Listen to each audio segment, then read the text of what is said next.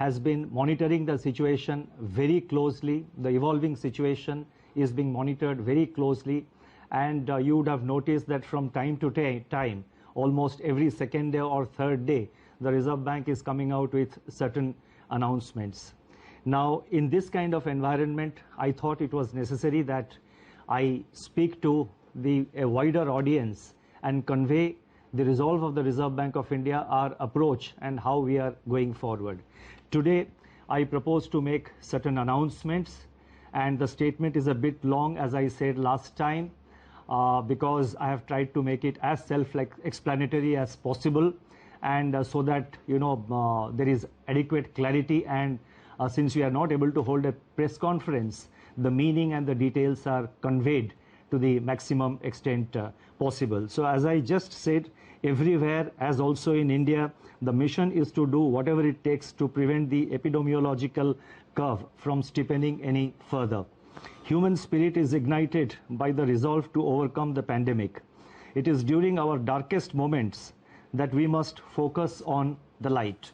As Mahatma Gandhi said in his famous address at Kingsley Hall, London in October 1931, and I quote Mahatma Gandhi, "In the midst of death, life persists. In the midst of untruth, truth persists. In the midst of darkness, light persists." Before I begin, I wish to place on record our gratitude, commend and thank our team of 150 officers, staff and service providers who are in quarantine, away from their families, and are at work 24/7 to keep essential services such as currency in circulation, retail and wholesale payments and settlement systems, reserve management, financial markets, liquidity management, financial regulation and supervision, and a host of other services available so that the nation may survive COVID-19. Banks and financial institutions have risen to the occasion and have ensured normal functioning. Their efforts are praiseworthy.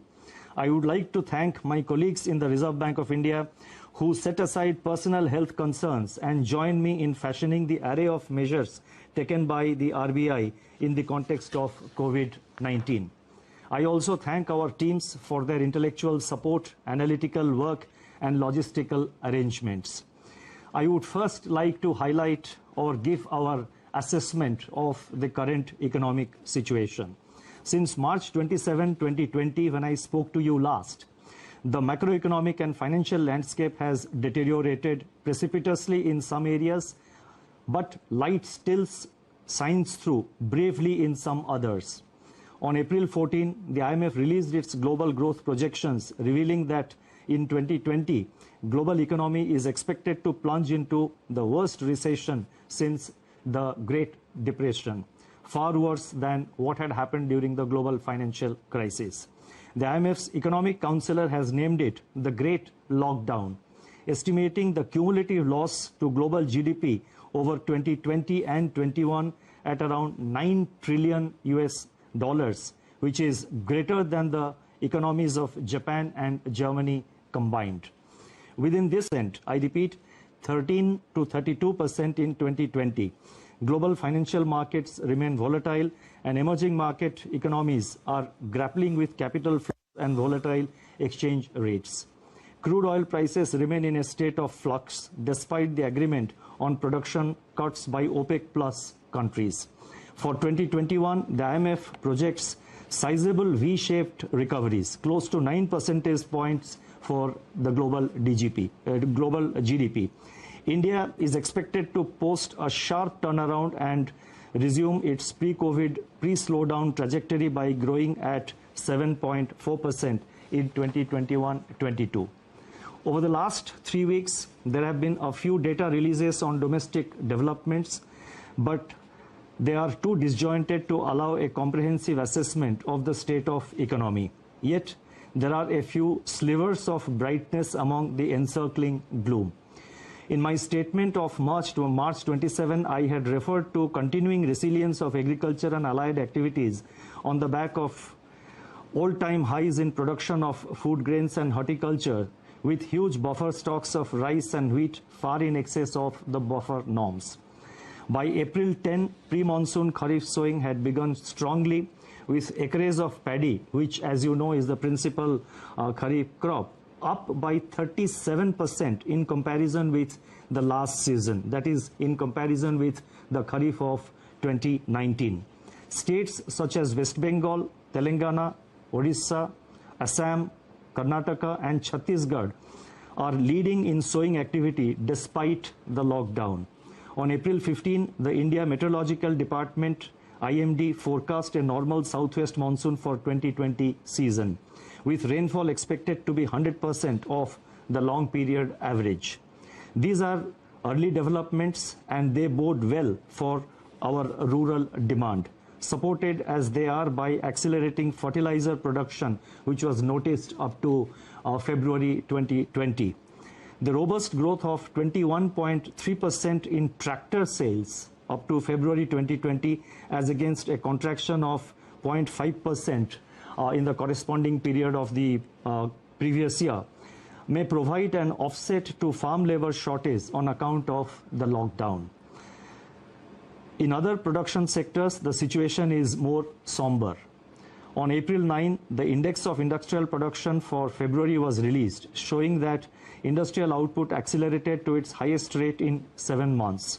The impact of COVID-19 is not yet captured in these prints. So therefore, there is no reason to get misled by the IIP data which was released up to February, because the impact of COVID-19 comes thereafter.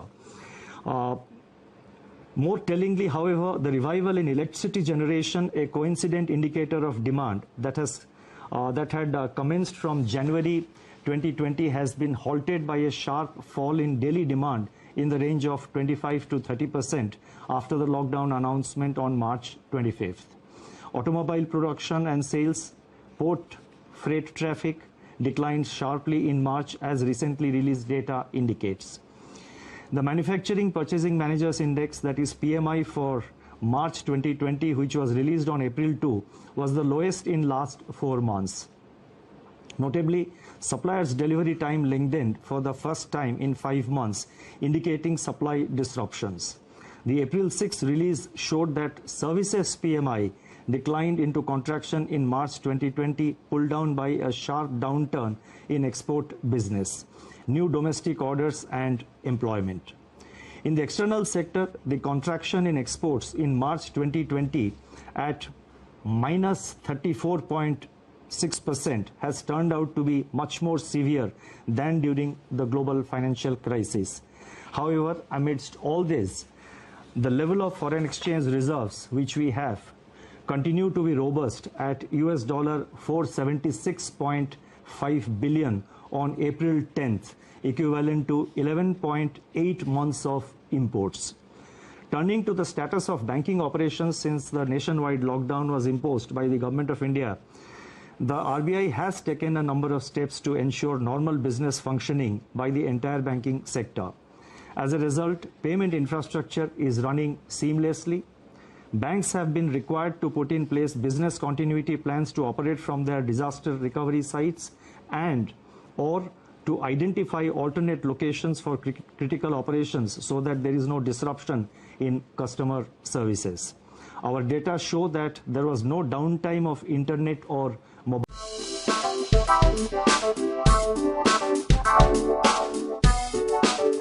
Currency chests across the country to meet increased demand for currency in the wake of COVID-19 pandemic. Banks have indeed risen to the occasion by refilling the ATMs regularly despite several logistical challenges. In my statement of March 27, I had indicated that together with the measures announced on March 27, the RBI's liquidity injection was about 3.2% of GDP since February 2020 MPC meeting. And as you would recall, the February MPC meeting, the announcements were made, if I recall correctly, on 6th of February. So from 6th February 2020 till March 27th, including the announcement made on March 27th, RBI had injected liquidity of an amount equivalent to 3.2% of our GDP. Since then, that is since March 27th, surplus liquidity in the banking system has increased sharply in the wake of sustained government spending. Systemic liquidity surplus as reflected in net absorptions. I am talking about net absorptions, that is the difference between the taking into account both the reverse repo and the repo. So therefore, the systemic liquidity surplus as reflected in net absorptions under the LAF averaged at about rupees 4.36 lakh crore during the period March 27th to April 14, 2020. As announced on March 27, the RBI undertook 3 auctions of targeted term repo operations, that is TLTRO, injecting cumulatively rupees 75,041 crore to ease liquidity constraints in the banking system and distress financial markets. Another TLTRO auction of rupees 25,000 crore is being conducted today. In response to these auctions, financial conditions, now this is very important, in response to these conditions, financial conditions have eased. I correct myself, in response to these auctions, financial conditions have eased considerably as reflected in the spreads on money and bond market instruments. Moreover, activity in the corporate bond market has picked up appreciably, with several corporates making new issuances. There are also some indications that redemption pressures faced by the mutual funds have also somewhat moderated. Against this background, and as I mentioned that we have been constantly monitoring the situation after considerable internal deliberation and after monitoring the evolving situation, and in our effort to see that the financial system is fully functional, the markets are fully functional, we have in RBI decided to announce certain additional measures, and I would now like to elaborate upon them.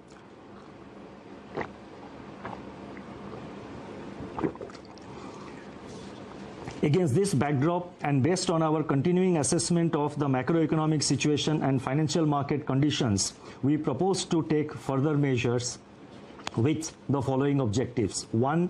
To maintain adequate liquidity in the system and its constituents in the face of COVID-19 related dislocations. 2. Facilitate and incentivize bank credit flows. 3. Ease the financial stress. And 4. Enable the formal functioning of markets. The first set of measures, accordingly, it has been decided to conduct targeted long-term repo operations, TLTRO 2.0, for an aggregate amount of rupees 50,000 crore to begin with. Please mark my words, rupees 50,000 crore to begin with in tranches of appropriate sizes. Based on our assessment of the evolving situation and based on the pattern of utilization of this 50,000 crore by the market and in the market, it is always open for RBI to step up this amount beyond 50,000 crores as per requirement or as may be necessary to see that various segments of the market, various segments of the MFIs, the NBFCs and other institutions, in terms of liquidity, they remain well lubricated. The funds availed by the banks under TLTRO 2.0 should be invested in investment grade bonds, commercial paper and non-convertible debentures of NBFCs, with at least 50% of the total amount availed going to small and mid-sized NBFCs and MFIs. So therefore, the emphasis will be to see that there is adequate flow to the mid-size and the small NBFCs as well as to the MFIs. The guidelines in this regard will spell out the relevant details. These investments have to be made within 1 month of the availment of liquidity from RBI, as in the case of the earlier TLTRO auctions, which have been conducted so far. Investments made by banks under this facility will be classified as held to maturity, HTM, even in excess of 25% of total investment permitted to be included in HTM portfolio. Exposures under this facility are also not to be reckoned under the large exposure framework, and the notification for TLTRO 2.0 auction will be issued today. The next announcement relates to refinancing facilities for all India financial institutions like NABARD, SIDBI and the National Housing Bank. All India financial institutions such as NABARD, SIDBI and National Housing Bank play an important role in meeting the long-term funding requirements of agriculture and the rural sector, small industries, housing finance companies, MFIs, and NBFCs. These All India financial institutions normally raise resources from the market through specified instruments which are allowed by the Reserve Bank of India, in addition to, of course, relying on their own resources. In view of the tightening of financial conditions in the wake of COVID-19 pandemic, these institutions are today facing difficulties in raising resources from the market. Accordingly, it has been decided to provide special refinance facilities for a total amount of rupees 50,000 crores to NABARD, SIDBI and NHB to enable them to meet sectoral credit needs.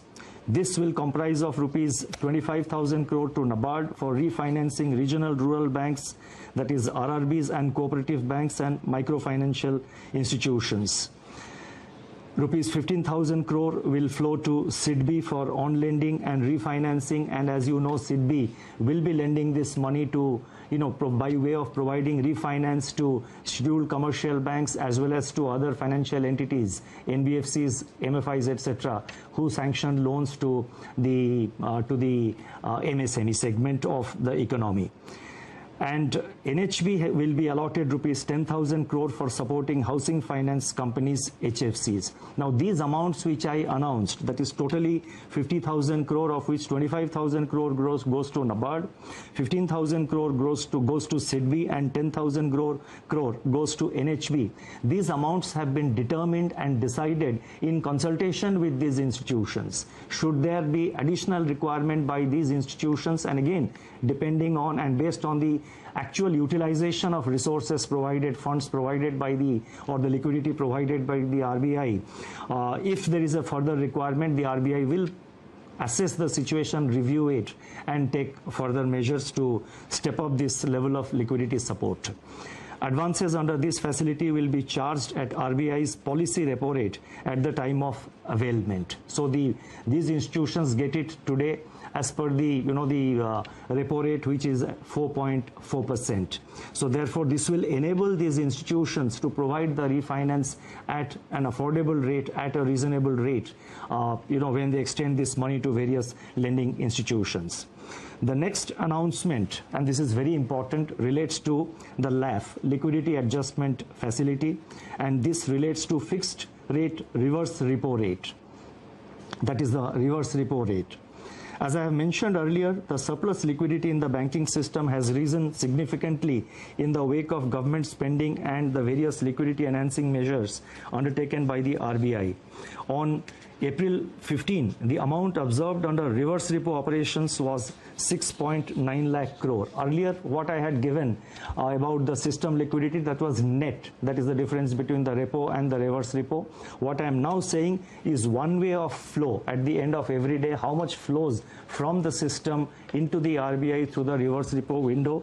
That has been in the order of, on April 15th, the RBI absorbed rupees 6.9 lakh crore through the reverse repo window. So that much of surplus was available with the system. Now, in order to encourage the banks to deploy these surplus funds in investments and loans in productive sectors of the economy, it has been decided to reduce the fixed rate reverse repo rate under the liquidity adjustment facility by 25 basis points from 4% to 3.75% with immediate effect. So I repeat, the reverse repo rate is being reduced by 25 basis points from 4% to 3.75%. The policy repo rate, however, remains unchanged at 4.4% because that is a matter which is decided by the MPC, and also the marginal standing facility rate and bank rate, they also remain unchanged at 4.65%. The next announcement relates to ways and means advances for states. On 1st April 2020, RBI had announced an increase in the ways and means advances limit, WMA limit of states by 30%. It has now been decided to increase the WMA limit of states by 60%, by 60% over and above the level as on March 31st, 2020 to provide greater comfort to the states for undertaking COVID containment and mitigation efforts, and also to plan their market borrowing programs better. This, we expect, will help the states not to bunch up their borrowing program in the early part of the year, but to space it appropriately as per their requirement. The increased limit will be available, that is this increased limit of WMA up to by 60%. This facility will be available till September 30th, 2020. The next set of measures are related to regulatory measures. On March 27, 2020, the Reserve Bank had announced certain regulatory measures to mitigate the burden of debt servicing brought about by disruptions on account of COVID-19 and to ensure the continuity of viable businesses. Based on a review of rapidly evolving situation and consistent with globally coordinated action committed to by Basel Committee on Banking Supervision to alleviate the impact of COVID-19 on global banking system, additional regulatory measures are being announced today. So whatever regulatory measures we are announcing, they are consistent with the Basel guidelines. The first measure under this category of regulatory measures, they relate to asset classification. Economic activity has come to a standstill during the period of the lockdown. Now, as I go with these announcements, I request your patience, because in the concluding paragraphs, in the concluding 2 or 3 paragraphs to which I will come very shortly, I have attempted to give some kind of a forward guidance on certain aspects, so I request your patience. I repeat, economic activity has come to a standstill during the period of the lockdown with lingering effects which have unambiguously affected the cash flows of households and businesses. On March 27, the Reserve Bank had permitted lending institutions to grant moratorium of 3 months on payment of the current dues falling due between 1st March and May 31st. It is recognized that the onset of COVID-19 has also exacerbated the challenges for such borrowers even to honor their commitments which have fallen due on or before February 29, 2020 in standard accounts.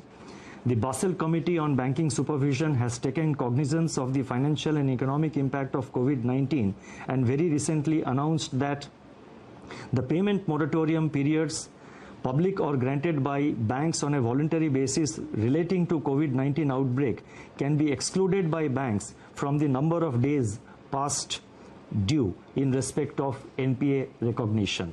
Therefore, it has been decided that in respect of all accounts for which lending institutions decide to grant moratorium or deferment and which were standard as on 1st March 2020, the 90-day NPA norm shall exclude the moratorium period. That is, there would be an asset classification standstill for all such accounts from 1st March to 31st May 2020. NBFCs which are required to comply with Indian accounting standards Ind AS may be guided by the guidelines duly approved by their boards and as per the provisions and as per the advisories of the Institute of Chartered Accountants of India in recognition of impairments. In other words, NBFCs do have the flexibility under the prescribed accounting standards to consider such relief to their borrowers.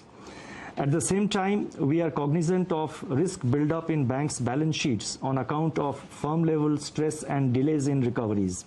With the objective of ensuring that banks maintain sufficient buffers and remain adequately provisioned to meet future challenges, they will have to maintain a higher provision of 10% on all such accounts under the standstill, spread over 2 quarters, that is March, that is the quarter ending March 2020 and June 2020.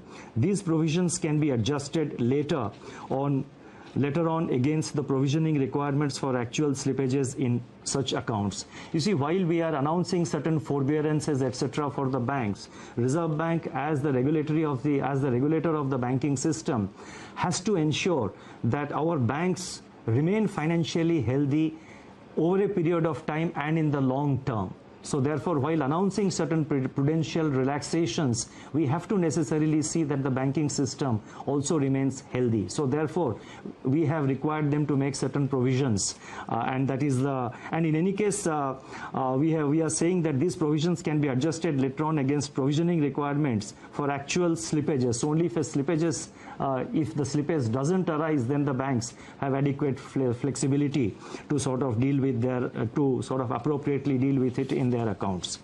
The next announcement relates to extension of resolution timeline.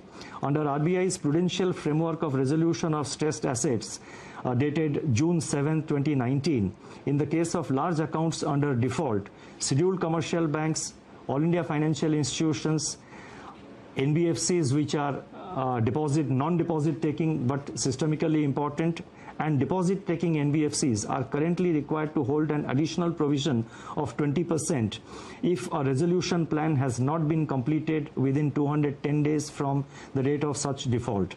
Recognizing the challenges to the resolution of stressed assets in the current volatile environment, it has been decided that the period of resolution plan shall be extended by 90 days. The details of this announcement will, of course, be spelled out in the circular which will be issued. The next announcement relates to distribution of dividend. It is imperative that banks conserve capital to retain their capacity to support the economy and absorb losses in an environment of heightened uncertainty. It has therefore been decided that in view of the COVID-19 related economic shock, scheduled commercial banks and cooperative banks shall not make any further dividend payouts from profits pertaining to the financial year ended 31st March 2020 until further instructions. This restriction shall, however, be reviewed on the basis of the financial position of banks for the quarter ending September 30, 2020. The next announcement relates to LCR, liquidity coverage ratio. The Reserve Bank, and this is a norm which has been prescribed for the banks, as you would know. Reserve Bank has been proactively taking measures to address systemic liquidity issues through a slew of monetary and market operations. In order to ease the liquidity position at the level of individual institutions, the LCR requirement for scheduled commercial banks we have now decided that the LCR requirement of scheduled commercial banks will be brought down from 100% to 80% with immediate effect. I repeat, LCR requirement is being brought down from 100% to 80% with immediate effect. The requirement shall be gradually, however, restored back in two phases, 90% by 1st October 2020 and 100% by 1st April 2021. The next announcement relates to NBFC loans to commercial real estate projects. In terms of extant guidelines for banks, the date for commencement of commercial operations, DCCO, in respect of loans to commercial real estate projects delayed for reasons beyond the control of promoters can be extended by additional 1 year over and above the 1 year extension permitted in the normal course, without treating the same as restructuring. And restructuring, as you know, would obviously have implications for asset classification. It has now been decided to extend a similar treatment to loans given by NBFCs to commercial real estate. This will provide relief to NBFCs as well as to the real estate sector. Now, before I go to the concluding remarks, let me mention that the RBI, as I mentioned earlier, is monitoring the situation very closely. We are very vigilant about the developments, and whenever required, we will make necessary announcements. And so therefore, this is not the last of the announcements that we are announcing today to deal with the situation. As the situation warrants, we will be announcing new measures to deal with the challenges. Our effort is always to remain proactive and also to respond to the emerging challenges. Now, let me now move to the concluding portion of my remarks. In conclusion, I would like to review recent developments relating to inflation and the outlook without infringing in any way the mandate of the Monetary Policy Committee.